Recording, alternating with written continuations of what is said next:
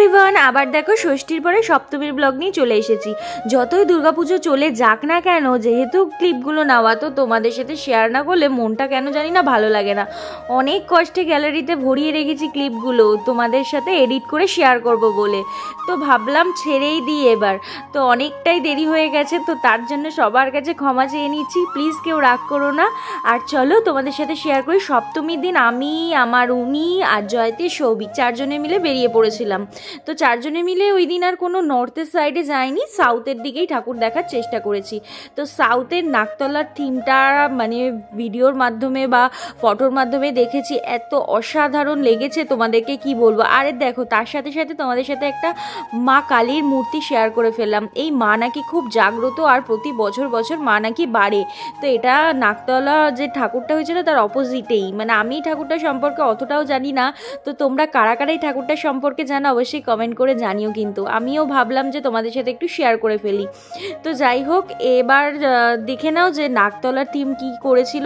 আমার তো ভীষণভাবে ফেভারিট হয়ে গেছে এই থিমের প্যান্ডেলটা, সত্যি বলছে আমার এতটাই পছন্দ লেগেছে, মানে কি বলবো। তো নাকতলা উদয়ন সংঘর থিম এবছর ছিল একান্নবর্তী। তো একান্নবর্তী মানে তোমরা নিশ্চয়ই জানো যে আগে আমরা কীরকম একান্নবর্তী, মানে আমরা না ঠিক, আমাদের আগে যারা জেনারেশন, মানে আমাদের বাবাদের আগের বাবার যে আমলে যে একান্নবর্তী পরিবার ছিল সেটাকেই তুলে ধরা হয়েছে। তো এখন তো এরকম একান্নবর্তী ফ্যামিলি দেখাই যায় না। তো চলো ভিতরে ঢুকে দেখা যাক যে কতটা সুন্দরভাবে ওরা ফুটিয়ে তুলেছে প্যান্ডেলটা। আমার তো ভীষণ ভীষণ ভালো লেগেছে, খুব পছন্দের একটা থিম।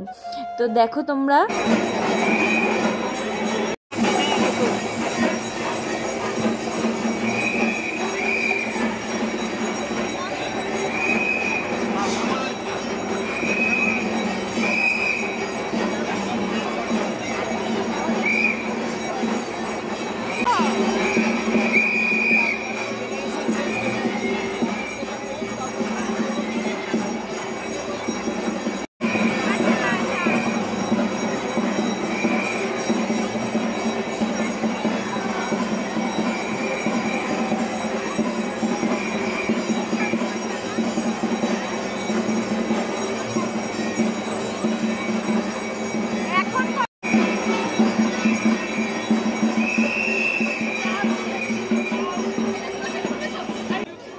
আমার তো সেরা সেরা লেগেছিল এই নাকতলার ঠাকুরটা, এত সুন্দর কনসেপ্ট করেছে ওরা, সত্যি ভীষণভাবে ভালো লেগেছে। তো তোমাদের কাদের কাদের এই নাকতলার ঠাকুরটা ভালো লেগেছিল অবশ্যই কমেন্ট করে জানাবে, কিন্তু আমার খুব খুব ভালো লেগেছে। তো তারপরেই নাকতলা অরবিন্দ সংঘের একটা ছোট্ট ঠাকুর তোমাদের সাথে শেয়ার করে ফেললাম। তারপরে আমরা চলে গেছিলাম মুদিয়ালির ঠাকুরটা দেখার জন্য। তো তার আগে কিছু মানে ছোট প্যান্ডেলের মধ্যে মানে প্যান্ডেল হয়েছিল আর কি, সেই ঠাকুরগুলো তোমাদের সাথে শেয়ার করে দিলাম। তো চলো এবার মুদিয়ালিতে কীরকম কি ভিড় হয়েছিল সেটা তোমাদেরকে দেখিয়ে ফেলি। বাপরে বাপ, ভিড় দেখলে তোমরাও কিন্তু আমার মতো পাগল হয়ে যাবে। আমি আর আমার উনি তো নাচতে নাচতে দেখছো কীরকম যাচ্ছি। এবার দেখো লাইনে দাঁড়াতে কতটা কষ্ট হবে, হাসি একদম বেরিয়ে যাবে, এত ভিড় ছিল কি বলবো।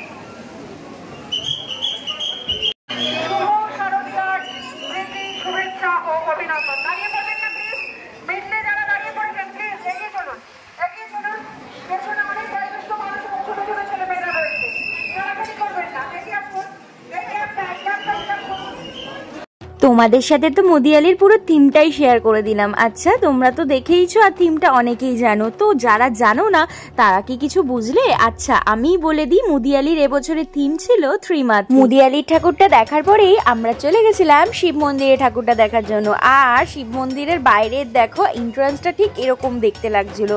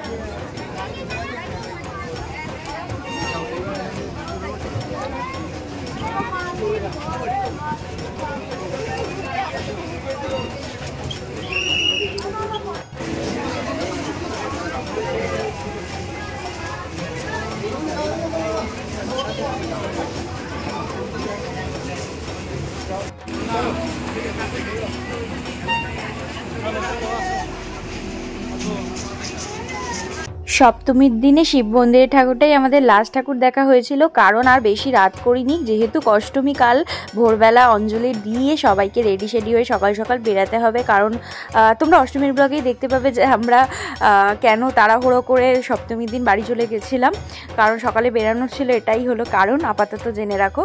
তো যাই হোক, যেতে গিয়ে দেখি একটা দাদা কি সুন্দরভাবে ম্যাজিক দেখাচ্ছিল আইসক্রিম নিয়ে, আমার ভীষণভাবে ভালো লাগছিলো, তাই ভাবলাম তোমাদের সাথে শেয়ার করি।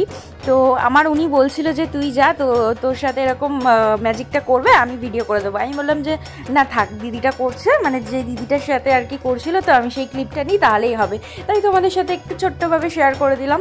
আর দেখো রাতটা খুব একটা হয়নি, আমরা সপ্তমীর দিন মোটামুটি ওই 11টা সাড়ে 11টা অবধি ঠাকুরটা দেখেছিলাম, যেহেতু সবাইকে ভোরবেলা উঠতে হবে তো সেই কারণে। দেন ম্যাজিক ট্যাজিক তো অনেক দেখলাম, এবার ডিনার করে বাড়ি যেহেতু ফিরতে হবে তো সেই কারণে খোঁজা হলো রেস্টুরেন্ট। বাপরে বাপ, কিছুই তো সেরকম পাওয়াই যাচ্ছিল না, মানে পাওয়া যাচ্ছিল না বলবো না, মানে এতটাই রেস্টুরেন্টের বাইরে ভিড়, মানে কি খাবো বলো তো, ভিড় দেখেই মানে খিদে মরে যাচ্ছে এরকম একটা ব্যাপার। তো অনেক কষ্টে একটা পেয়েছিলাম, মানে 1 ঘন্টা লাইন দিয়ে তারপর ঢুকতে পেরেছিলাম, মানে এতটাই ভিড় ছিল। চলো অনেকক্ষণ ওয়েট করার পর তো ভিতরে ঢুকতে পেরেছি, আর খাবারটা পেয়ে গেছিলাম 10 মিনিটে, এটাই অনেক ভাগ্যের ব্যাপার মনে করতে হবে পুজোর সময়।